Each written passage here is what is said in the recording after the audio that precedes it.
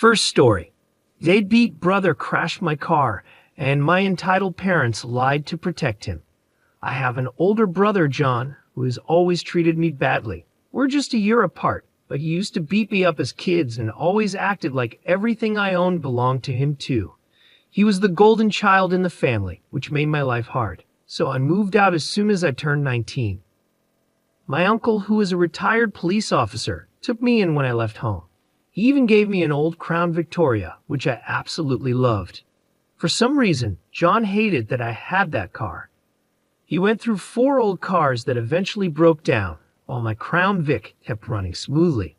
After his 4th car broke down when he crashed it into a pole, he asked to borrow my car. I had a bad feeling and told him no. He called me entitled and said he needed the car to get to work. I told him to take the bus because I knew how he drives, and there was no way I was letting him use my car. My parents called me after that, trying to convince me to lend him the car. I refused, no matter what they said, because I needed it for my own transportation. John wasn't the only one with a job to get to. My uncle was proud of me for standing up to them, and even gave me a high five. A few days later after work, I noticed my car was missing from where I had parked it. I called John, but he didn't answer. Then I called my parents and asked if he had taken my car. They denied it at first, but when I said I was calling the cops, they admitted that John had taken it because he needed it.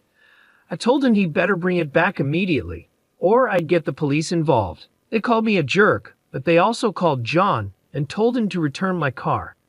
He showed up in the parking lot 30 minutes later. When I demanded to know how he stole my car, he held up a set of police Crown Vic keys he had bought online. Some of them were made to work with multiple cars. I told him that if he ever stole my car again, I'd have him arrested. Then he had the nerve to ask for a ride home. I reminded him that he left me waiting in the cold after stealing my car so he could walk home. He called me a jerk as I drove away. After that, my uncle installed a tracking device in my car. When Christmas came around, I was celebrating with my family like every year. The roads were cold and icy, so I had to be very careful while driving. By now, you might have guessed from the title, yes, John borrowed my car again during the Christmas party. He decided to pick up a friend and thought I wouldn't notice. But I did when I looked out the front window and saw my car was gone. I pulled up the tracking app and saw he was a few miles away. I called him to yell at him, and everyone at the party noticed something was wrong. I told him John stole my car again, and my uncle confirmed it wasn't the first time. John told me to screw off and said he'd be back soon. I warned him not to drink and drive, but he just hung up on me. While I was watching the tracker, the dot stopped moving. Then we got a panic call from John asking for help. He had crashed my car because he couldn't handle the icy roads and wasn't used to driving a rear-wheel drive vehicle. We all piled into my parents' minivan and followed the tracker to find him. We found John by the road with my Crown Vic nose deep in a snow-filled ditch. My uncle was furious since the car used to be a police vehicle, and I was beyond angry with John for stealing my car again. My parents wanted me to let it go, but I said enough was enough and that I was going to call the police. John begged me not to because he had been drinking before driving and would get a DUI. I told him he was going to pay for the damage to my car, or I'd sue him. As luck would have it, police were already on their way to check on the accident because someone else had called them. My parents tried to tell the cops that I was the one driving, and they were just there to help me. I told the cops that wasn't true, and my uncle backed me up. One of the officers recognized my uncle, and they had a quick chat. Then the police asked John for his license, and that's when I found out his license was suspended because of his last car crash. They also gave him a breathalyzer test. John ended up in handcuffs while my mom cried and begged the police not to take him away. The officer told her that she and my dad could be arrested too for lying to the police. That shut them up fast, and we all got back in the minivan. The Christmas party ended early, and my parents drove me and my uncle home since he had come with me. They didn't say much during the drive and sped off as soon as we got out of their van. They almost slid off the road themselves doing that. My brother was released from jail the next day, looking terrified and close to tears.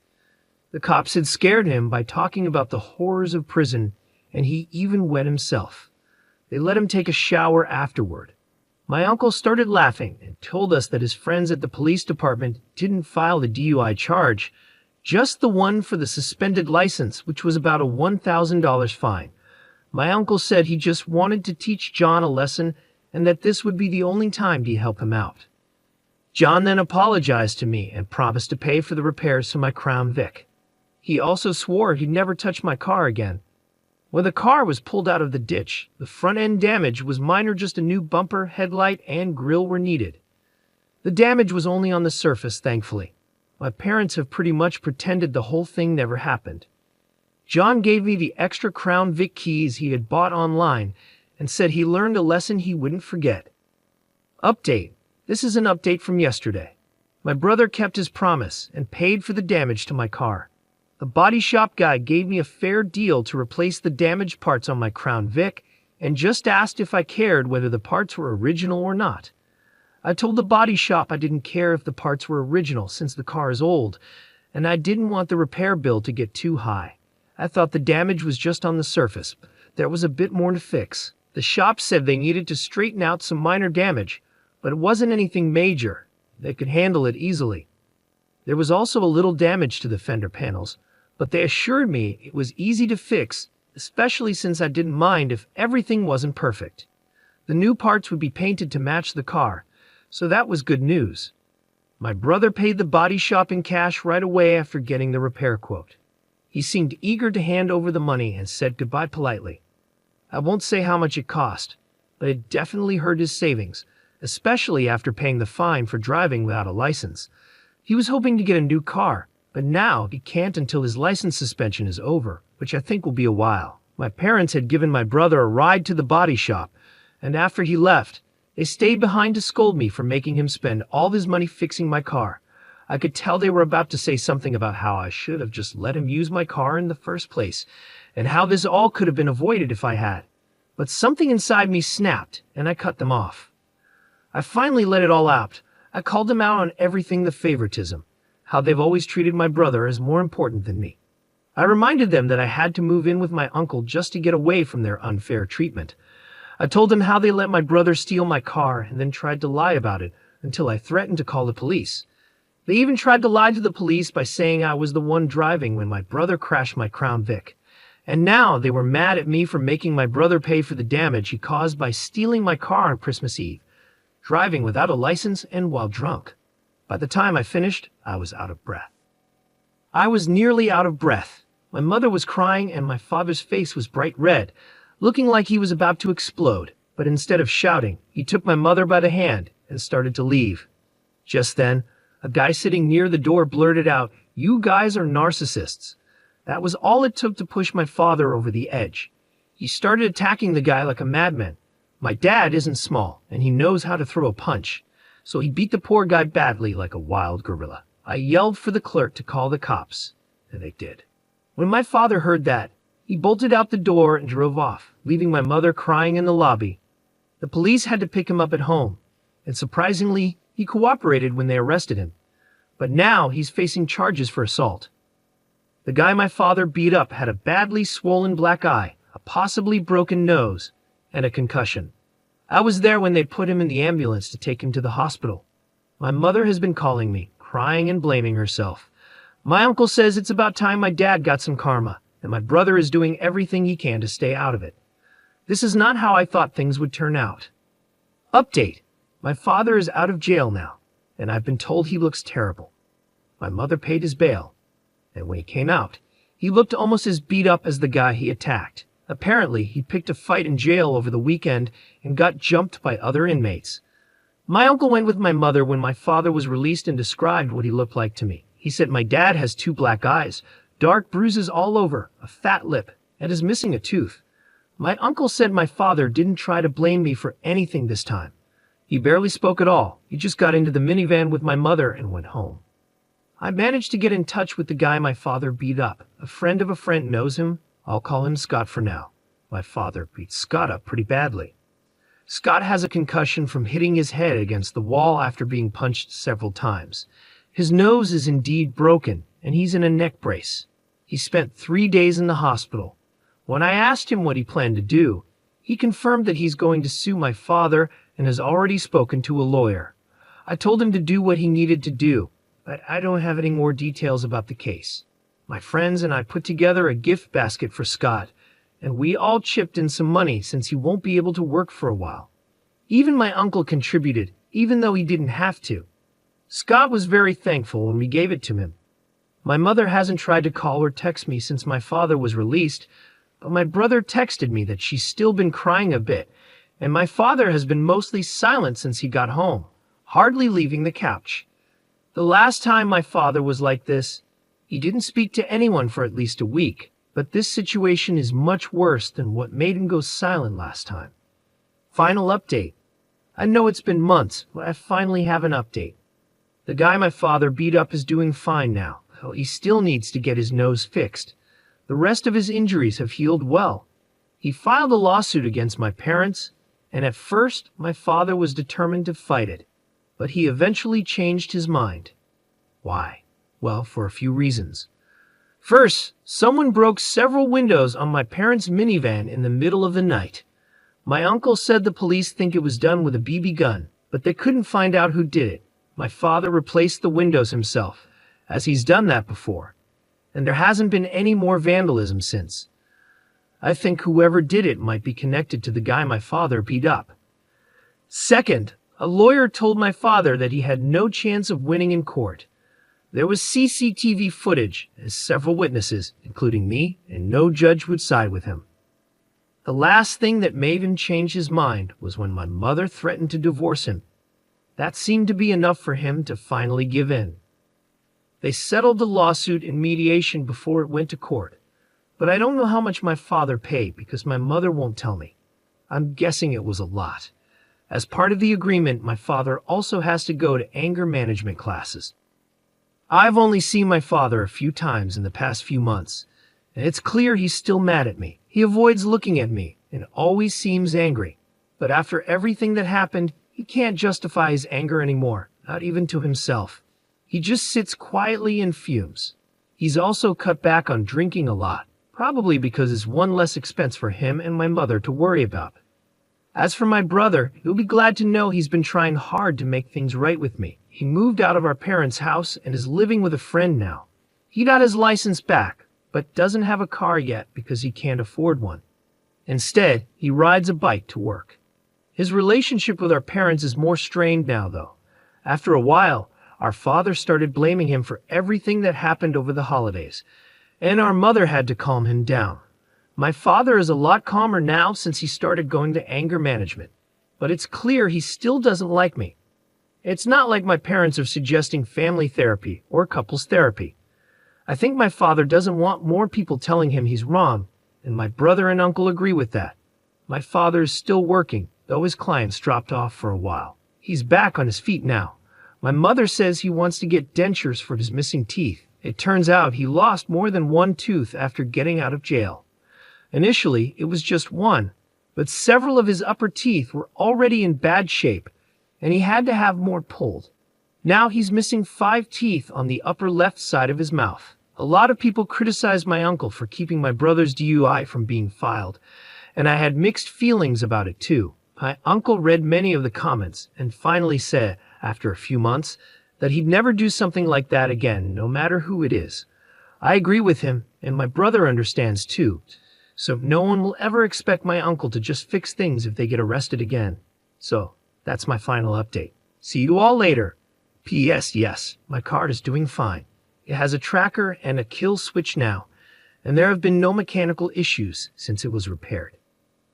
I think this story might be fake because everything seems too convenient, but I'll keep updating as the original poster shares more. Second story. My deadbeat husband left our toddler and baby on a busy road, and they almost died, so I packed my bags and left. Now he's begging for forgiveness. What should I do? Hey Reddit, I need to share what happened because I'm still shaking. I'm 27 and have been with my husband, who's 32, since 2024. We have a 5-year-old daughter and a newborn son. But tonight, something terrible almost happened. My husband has always had trouble focusing, but I never thought it would go this far. Our neighborhood is laid out strangely, with cars speeding by all the time. I was folding clothes when I suddenly heard our daughter scream, "Dad, help." That scream made me drop everything and run outside. What I saw made my heart stop. Our newborn stroller was rolling toward the busy street. I screamed and ran as fast as I could, barely stopping the stroller in time. My daughter had fallen and scratched her hands and knees while trying to chase after the stroller. I grabbed my baby, my heart racing, and looked around for my husband. He wasn't watching the kids, he was chatting with the neighbors, completely unaware. The anger I felt was like nothing I've ever experienced. I stormed up to him, shouting in disbelief. He looked shocked at first, and then realized what had almost happened. He started apologizing and crying, but it was too late. I couldn't understand how he could be so careless, so blind to our daughter's screams and the stroller rolling away. I packed up the kids and left. I'm staying with my parents now, and they're on my side. But my husband keeps texting and begging for forgiveness, saying it was just an honest mistake. But I can't get over the fear of almost losing my baby because he couldn't focus for even a second. My daughter got hurt because he wasn't paying attention. I almost lost my son because he wasn't paying attention. I can't stop crying. I wish this had never happened. I'm sorry this is short, but I just want to hold my babies. And I can't stop shaking every time I think about it. What if I had been just 1 second late? Would I have been planning a funeral? I left the house because I hated it. I didn't feel like it was safe for the kids with all the traffic, and I was right. It's my husband's workhouse. And I can't be running around either. I had a C-section less than 5 weeks ago. A lot of people are asking why I wasn't watching the kids myself. I was doing their laundry like any parent does while my husband took the kids for a walk to spend time with them. He caused this situation all by himself. This has never happened before, so how was I supposed to know? People are asking why I didn't get him checked out. I'm not his mother. He's 32 years old. I'm tired of people acting like I have to parent my husband while I'm also taking care of a newborn and a toddler and still healing from a C-section. I even tore my stitches when I ran to save my baby. I don't care if it was his ADHD. The court wouldn't care either. If he had killed my child, he would have gone to prison, no matter what. Relevant comments and additional information from the OP. A specific comment mentioned, "Okay, he was 99% wrong, and I'd be furious just like you. But I'm a little confused about the situation. Why was your baby left unattended in a stroller? How did the stroller end up in the road if you were at home? Is it normal for your baby to be out front in the stroller while your toddler plays outside? Maybe it was a freak accident. As a mom, I have to be honest, most of us have had near-death experiences with our kids. We could be naive and expect our little ones to have more awareness and survival skills than they do. When my son was 2, we had a terrible experience with an escalator, and I still have trouble sleeping because of it. Every parent has these moments, unless they're insanely lucky. I don't fully understand what happened, but it seems like he's really sorry and feels awful. Once you go through something like this, you never forget it. If he truly loves your kids, he's devastated and has learned a hard lesson. I'm not sure if your response was the best, but I understand why you did it in the heat of the moment. I think you two need to have a serious talk and maybe consider moving if possible. I wouldn't jump straight to divorce like Reddit often suggests. I believe there's a solution here, and I'm so sorry you're dealing with this. It's the worst feeling in the world. Ope's response. Hi there, let me clarify. I was sitting inside in the living room, and there's a big window behind the TV that was open a little so I could hear what was happening outside. That's when I heard my toddler scream for her dad to help. When I got outside, he was standing on the neighbor's driveway. I think he must have left the baby on the road because there's no way the stroller would have rolled off by itself. My toddler was playing with the neighbor's cat before she noticed her brother rolling away. When I confronted my husband about it, he just kept stuttering and couldn't explain what happened. I still don't know if he forgot to put the brakes on the stroller, if the wind pushed it, or something else. My neighbor contacted me and asked if I wanted the security footage because his wife is completely on my side. So I'll probably find out what happened once I get the video. Comment. I understand this is a horrible situation, but saying you don't care if it was his ADHD won't help and might make things worse. It's important to remember that with ADHD, sometimes people don't register things like this at all. People with ADHD often have shorter life expectancies because they may accidentally harm themselves. This isn't the same as being careless. Learning more about ADHD could help you both stay safer. Understanding how my ADHD works and using specific precautions has probably saved my life. You should tell your husband what you need from him, whether that's getting better control of his ADHD through medication or other methods, or setting clear rules like not taking the kids out front without you.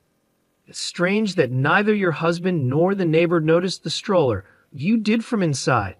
Were the neighbors just watching the stroller roll toward the street? Was your husband somewhere where he couldn't see it? Were you already heading outside when this happened? I'm trying to understand why neither your husband nor the neighbor noticed, but you did from inside. People with ADHD usually react quickly in emergencies, so this seems odd. I'm not accusing you of leaving anything out, but think about what your husband and the neighbor were doing that they missed it.